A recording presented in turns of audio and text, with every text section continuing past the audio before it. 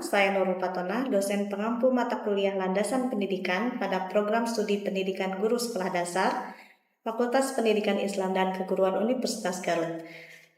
Pada kali ini, kita akan membahas salah satu bagian penting pada mata kuliah Landasan Pendidikan, yaitu Landasan Yuridis Pendidikan. Materi ini menjadi sangat penting karena berkaitan langsung dengan dasar hukum yang melandasi penyelenggaraan pendidikan di Indonesia. Sebagai calon guru, memahami kerangka hukum pendidikan adalah hal dasar yang wajib dimiliki untuk dapat menjalankan tugasnya secara sah, profesional, dan tanggung jawab. Pada sesi ini, kita akan mengkaji sejumlah regulasi penting yang menjadi pijakan utama pendidikan di Indonesia. Beberapa di antaranya seperti Undang-Undang Dasar 1945, kemudian Undang-Undang Sistem Pendidikan Nasional, serta regulasi lainnya dalam bidang pendidikan dasar. Mahasiswa diharapkan mampu mengidentifikasi, menganalisis, dan mengaitkan ketentuan yuridis dan berbagai situasi nyata dalam konteks pendidikan dasar. Pembelajaran berlangsung secara langsung di kelas yang suasana aktif dan partisipatif. Saya menggunakan ceramah, interaktif, dan diskusi kelompok sebagai pendekatan utama agar mahasiswa dapat mengeksplorasi pemahaman secara mendalam, serta membangun kemampuan berpikir kritis terhadap aturan pendidikan di Indonesia. Sebagai bagian dari proses asesmen, di akhir sesi, saya akan membagi kelas menjadi 3 kelompok. Masing-masing kelompok diberikan studi kasus yang berkaitan dengan permasalahan dalam dunia pendidikan di jenjang sekolah dasar. Tugas kelompok adalah mendiskusikan kasus, kemudian menganalisisnya secara yuridis, kemudian setiap kelompok melalui perwakilannya mempresentasikan dengan peserta lain di depan kelas. Presentasi ini menjadi ruang bagi mahasiswa untuk menunjukkan pemahaman, keberanian dalam berpendapat, serta kemampuan mengaitkan teori hukum pendidikan dengan permasalahan konkret di lapangan. Melalui metode pembelajaran dan asesmen ini, saya berharap mahasiswa tidak hanya menguasai materi secara kognitif, tetapi memiliki keberanian, kedalaman analisis, dan tanggung jawab akademik dalam menyampaikan pendapat berdasarkan kaidah hukum pendidikan. Semoga pembelajaran hari ini dapat menjadi bekal untuk menjalankan profesional mahasiswa sebagai calon guru yang tidak hanya cakap secara pedagogis, tetapi juga peka terhadap hukum dan kebijakan pendidikan di Indonesia. Wassalamualaikum warahmatullahi wabarakatuh. Baik, assalamualaikum warahmatullahi wabarakatuh. Waalaikumsalam warahmatullahi wabarakatuh. Apa kabar? Alhamdulillah luar biasa. Allahu Akbar. Baik, sekarang Ibu absen dulu ya. Siapa yang nggak hadir? Semua hadir. Oke, Ahrami, Eli, Pani,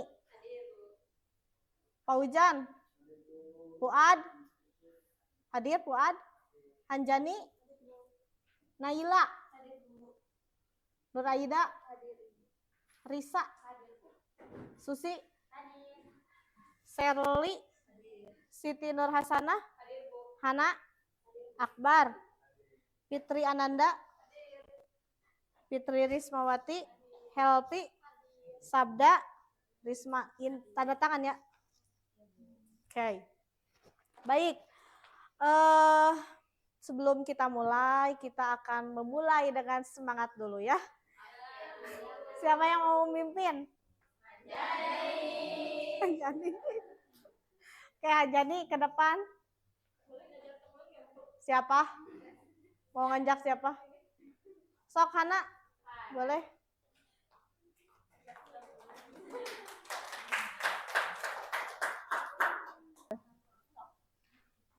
Tepuk semangat. Sedang ding ding ding. Dung dung dung. Dang dang dang ding ding ding. Dung dung dung. Se. Aha aha ma. Aha aha ngat.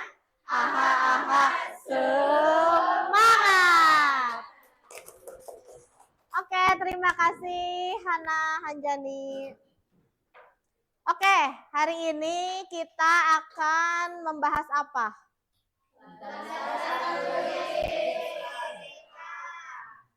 Baik, hari ini kita akan melanjutkan ya. Pembahasannya itu adalah tentang landasan yuridis pendidikan. Pernah dengar istilah yuridis apa? Apa? Hukum atau ketetapan. Apa hukum atau ketetapan itu? Jadi landasan yuridis pendidikan itu adalah dasar-dasar yang bersumber dari hukum atau ketetapan negara. Indonesia itu adalah negara hukum. Seluruh aturan di negara kita itu ada ketetapannya, ada ketentuannya. Contohnya segala kehidupan kita dari bangun tidur sampai tidur lagi itu ada diatur oleh negara. Contohnya apa, siapa yang bisa menjelaskan? Saya itu ternyata hidup ini diatur oleh negara. Contohnya pendidikan, apa lagi ya? Kesehatan, apa lagi? Ekonomi. Kita, iya betul ya, banyak hal yang ada di negara ini kita tuh diatur negara. Contohnya adalah misalkan tadi Fauzan sebutnya ekonomi, Bu. Kita kalau misalkan siapa ini teh? Risa jajan ke warung. Pakai uang itu uangnya dari negara. Diatur, nggak bisa pakai daun. Nggak bisa. Diatur. Ada alat tukar yang ditetapkan oleh negara. Negara itu bikin. Kita nggak bisa bikin sendiri. Ya, itu contoh negara mengatur kita. Karena negara kita adalah negara hukum. Termasuk adalah tentang pendidikan. Kira-kira apa contohnya bahwa negara ini mengatur tentang pendidikan? Contohnya apa? Syarat usia masuk sekolah diatur. Berapa usianya? 7 tahun. Iya. Pendidikannya juga kan disesuaikan. Hmm. Tahap dari tingkat rendah, Hmm. menengah, terus yang atas. Iya. Ada yang tinggi juga. Iya, betul ya, Pojan. Jadi kalau misalkan contoh dalam pendidikan ada tahapannya. Nggak bisa tiba-tiba pengen masuk SMP ya. Karena ada ketentuan, ada dasar, ada hukum. Tapi kalau landasan yuridis ini kita harus tahu ini ada dasar hukumnya di mana, di undang-undang yang mana, begitu. Nah, apa landasan yuridis pendidikan? Yaitu landasan yang dasarnya itu adalah di dalamnya itu meliputi aturan-aturan tentang pendidikan yang diatur negara. Tadi Pak Uzan sudah mencontohkan, misalkan apa ketentuan atau syarat seseorang bisa masuk SD. Kemudian apa tujuannya? Yaitu memberikan legalitas dan arah pada sistem pendidikan nasional. Jadi kalau misalkan ada legalitas, ada arah, ya, bagaimana pendidikan itu? Contohnya adalah misalkan di SD itu belajar tentang apa saja yang kalian tahu? Matematika. Belajar fisika enggak? Nah, itu ada ketentuannya, ada aturannya, ya. Legalitas dan arahnya itu seperti apa pendidikan itu? Ada kurikulumnya, ya. Kemudian yang namanya dasar, landasan itu mengikat dan wajib ditaati oleh semua pihak. Seluruh warga negara, termasuk kita. Anda sejak kapan jadi warga negara Indonesia? Dari lahir. Lahir, kemudian sudah dikasih akte. Nah, sejak itu Anda menjadi warga negara Indonesia. Sejak menjadi warga negara, itu Anda punya hak karena dicatat oleh negara. Fauzan lahir, dicatat kan, punya akte, ada di kartu keluarga. Nah, itu sebagai warga negara. Maka ketika seorang Fauzan lahir menjadi warga negara, itu punya hak sebagai warga negara. Kemudian ya, landasan yuridis itu fungsinya adalah pertama memberi kepastian hukum. Apa kepastian hukum itu? Seorang warga negara harus jelas ya, apa yang kita dapatkan itu seperti apa. Kemudian melindungi hak peserta didik dan pendidik. Dan menjadi acuan kebijakan pendidikan dan juga menghindari penyimpangan dalam pendidikan. Kalaulah misalkan di dalam sistem pendidikan ini tidak ada aturan, ya gimana? Maka harus ada aturan. Nah, dasar yuridis pendidikan yang paling utama itu bersumber dari Undang-Undang 1945. Kalian masih ingat ya Undang-Undang 1945 itu? Masih ya? Ada pembukaan undang-undang yang selalu dibacakan ketika upacara. Coba sabda. Sabda pembukaan Undang-Undang 1945. Coba kasih tahu apa awalnya? Undang-Undang 1945. Pembukaan bahwa oke, cukup. Hak sebagai bangsa dan lain sebagainya. Itu harus dibaca lagi ya. Nah, dasar yuridis yang utama itu pertama adalah Undang-Undang 1945. Undang-Undang 1945 ini menjadi dasar utama. Jadi kalau misalkan di negara kita itu ada aturan, ada undang-undang, itu dasar yang pertama dari Undang-Undang 1945. Nah, turun dibaca oleh kalian ada di pasal 31 ayat 1 bahwa setiap warga negara berhak mendapatkan pendidikan. Apa? Kalau hak itu apa? Sesuatu yang sudah pasti. Sesuatu yang Eli apa? Dipenuhi, didapatkan ya. Jadi kalau ada hak, kebalikannya apa Eli? Kewajiban. Kalau Eli sebagai warga negara punya hak mendapatkan pendidikan, yang punya kewajiban adalah negara yang memberikan layanan pendidikan. Jadi sekali lagi bahwa ini bermula dari ini bahwa pendidikan itu adalah hak bagi warga negara. Yang kedua adalah pemerintah mengusahakan satu sistem pendidikan nasional. Ini adalah pasal yang menjadi dasar munculnya Undang-Undang Sistem Pendidikan Nasional. Nomor berapa? Shirley, nomor berapa undang-undangnya? Ya, Undang-Undang nomor 20 tahun 2003 isinya adalah tentang sistem. Oke. Apa saja di dalamnya sistem pendidikan nasional itu nanti kalian baca ada sistem pendidikan nasional itu ada tujuan ya. Tujuan pendidikan nasional itu apa? Kemudian ada jenjang. Jenjang pendidikan teh naon wae?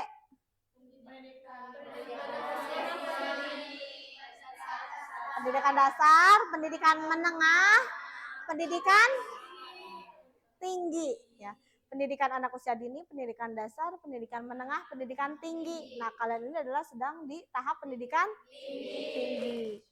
Itu jenjang. Kalau jalur formal. Formal itu apa?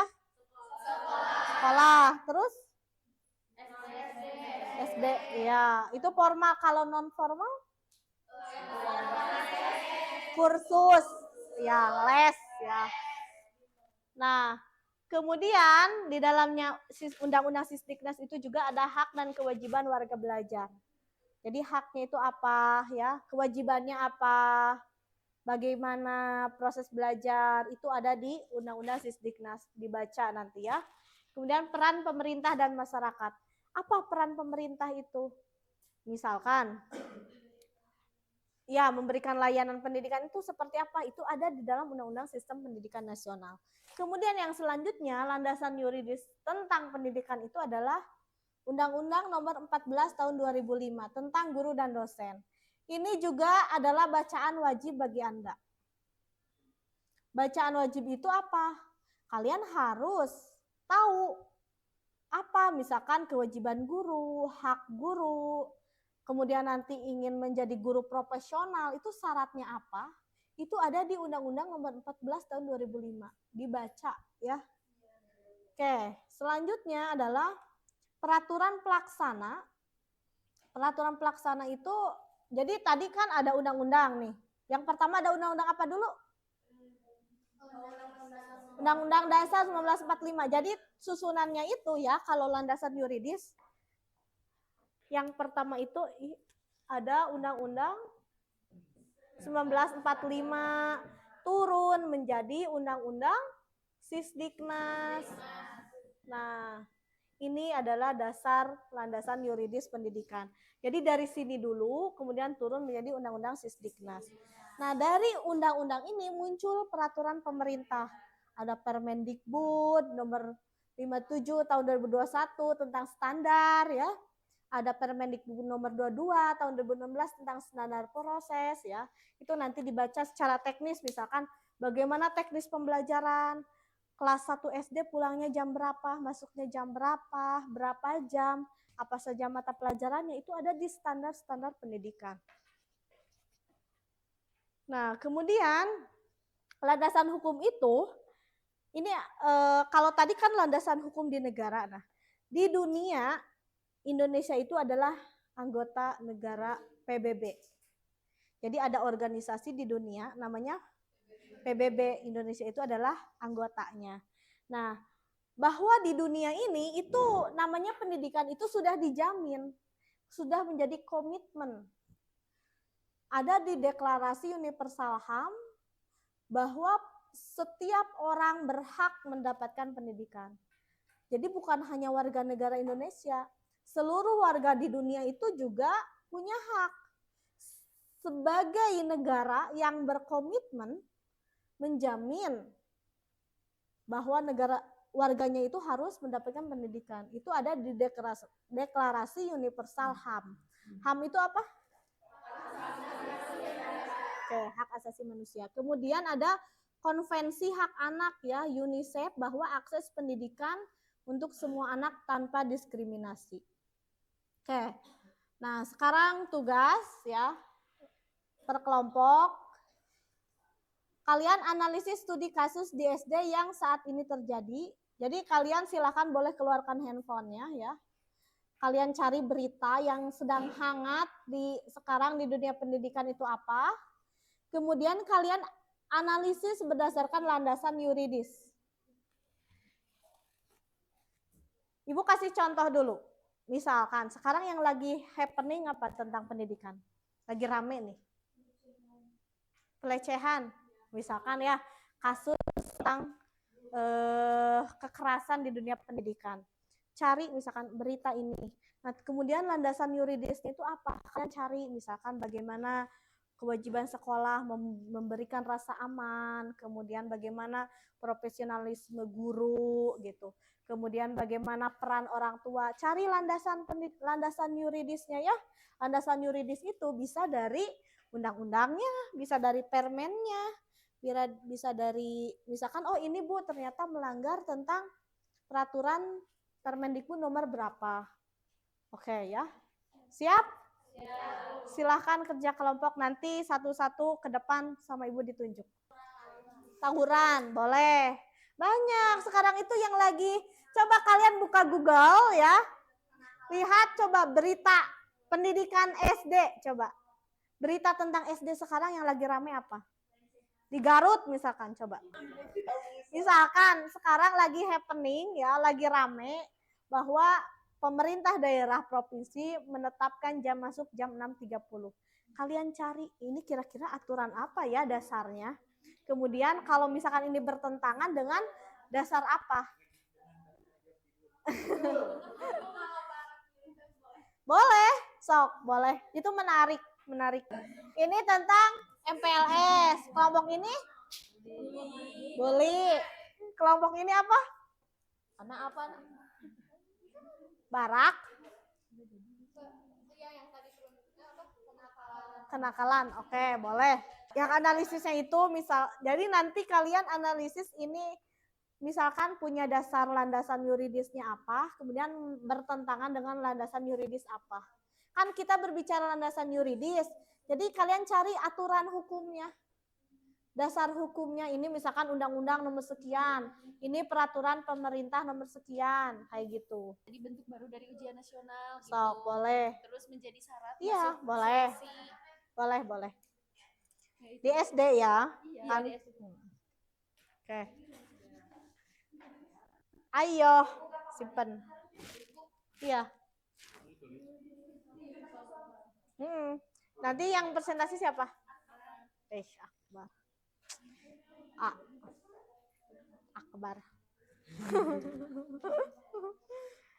Iya. Nambut.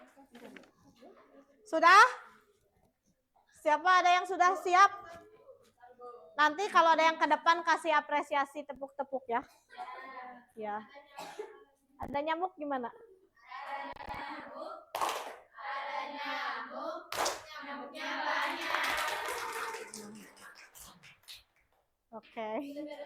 Udah beres kelompok 1? Oke, yang lain perhatikan. Silahkan ke depan siapa? Fitri. Sok, mangga. Assalamualaikum warahmatullahi wabarakatuh. Waalaikumsalam warahmatullahi wabarakatuh. Di sini saya mengambil permasalahan tentang perundungan verbal dan diskriminasi di siswa kelas 3. Ini sesuai dengan berita dari Tribun News oleh PPG tahun 2025. Masalahnya, jadi di beberapa di sekolah ada beberapa siswa yang mengejek teman sekelasnya, terus menertawakan logat bicaranya, dan enggan bermain dengan siswa yang dianggap berbeda. Jadi mendiskriminasikan antar teman. Terus akibatnya korban menjadi pendiam, terus sedih, dan menarik diri dari interaksi sosial. Jadi enggan untuk berbaur dengan orang lain.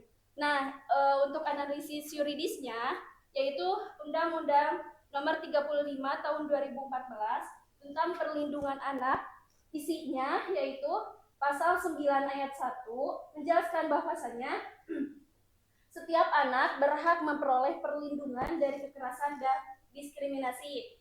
Relevansi dengan masalah tersebut yaitu perlindungan verbal termasuk bentuk kekerasan psikologis yang melanggar hak anak.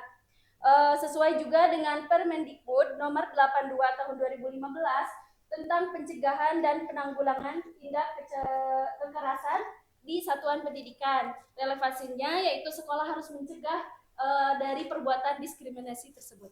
Oke. Tepuk dulu, bentar dulu di depan. Kasih apresiasi.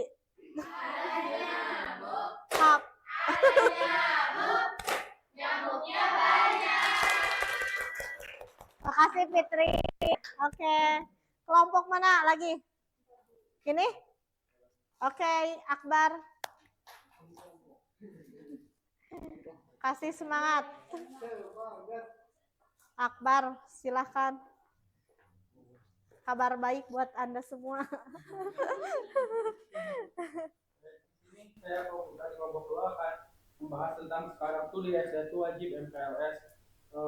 Landasan yuridisnya merujuk pada surat edaran Mendikbud nomor 10 tahun 2025 tentang pelaksanaan MPLS yang di dalamnya ada 9 bahasan. Yang pertama ada menumbuhkan dan menguatkan karakter serta profil lulusan, seperti ada 7 gerakan sehat itu ya yang wajib dilakukan, seperti bangun pagi, beribadah, berolahraga, makan sehat dan bergizi, gemar belajar, bermasyarakat, dan tidur tepat.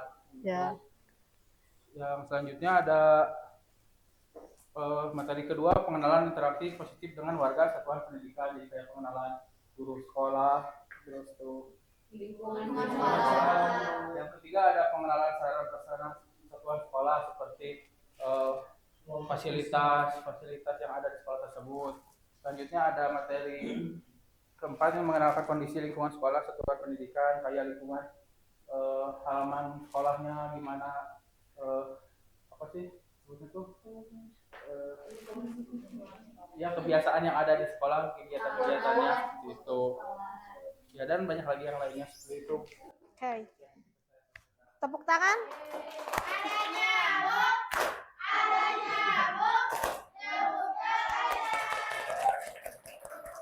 Lanjut kelompok terakhir.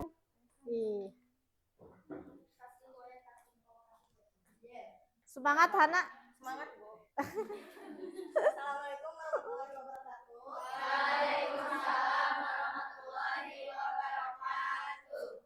Di sini saya akan menyampaikan studi kasus terkait kenakalan bocah siswa SD. Ini ada berita yang berjudul kenakalan di Bengkulu Selatan Tinggi. Nah, berita ini disampaikan oleh reporter Sugio. Kenakalan yang diberitakan oleh Sugio ini, yaitu menyampaikan bahwa ada 3 anak siswa SD yang mencuri motor di Bengkulu. Nah, yang terdiri dari umur 9, 10, dan 12 tahun. Nah, itu tuh terbukti dari ada satu unit motor, terus ada beberapa bukti lainnya. Nah, perlakuan siswa SD tersebut menurut Undang-Undang Nomor 35 Tahun 2014 tentang Perlindungan Anak bahwa perlakuan tersebut melanggar pasal 765 terkait melarang anak melakukan tindak pidana seperti pencurian. Kemudian pasal selanjutnya pasal 81 sampai 82 tentang pelaku anak wajib diproses lewat jalur peradilan anak dengan penekanan pada rehabilitasi. Jadi tidak memandang bahwa anak tersebut masih di bawah umur, tapi kita harus tetap menegakkan aturan. Kemudian ada juga dalam Undang-Undang Nomor 20 Tahun 2003 pasal 60 menekankan wajib pendidikan dasar dan pembentukan karakter anak. Penakalan ini menunjukkan kegagalan aspek pendidikan karakter di sekolah. Mungkin itu yang bisa saya sampaikan. Wassalamualaikum warahmatullahi wabarakatuh. Waalaikumsalam. Oke, baik, terima kasih ya. Keren. Oh, ada nyamuk dulu. Ada nyamuk.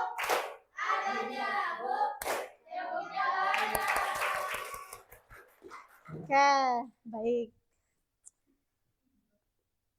Oke, hari ini itu ya cukup. Nah, tugasnya di rumah kalian harus baca ya. Baca, ini tugas nih. Ini tentang Undang-Undang Sisdiknas yang ini ya. Ini dibaca, kemudian nanti direview. Buatkan reviewnya. Review itu adalah kalian baca kira-kira setelah membaca itu apa sih ringkasannya. Kemudian nanti dikumpulkan hasil reviewnya. Nanti minggu depan kita akan bahas tentang ini ya, pasal-pasalnya. Ini tugasnya bukan kelompok tapi individu. Oke? Hah? Diketik boleh, ditulis boleh. Oke. Diketik boleh, ditulis boleh ya. Oke, nanti minggu depan dilanjutkan. Oke? Cukup ya untuk pertemuan hari ini. Mudah-mudahan kita diberikan kesehatan, bertemu kembali. Ya, baik, terima kasih ya. Terima kasih semuanya. Wassalamualaikum warahmatullahi wabarakatuh.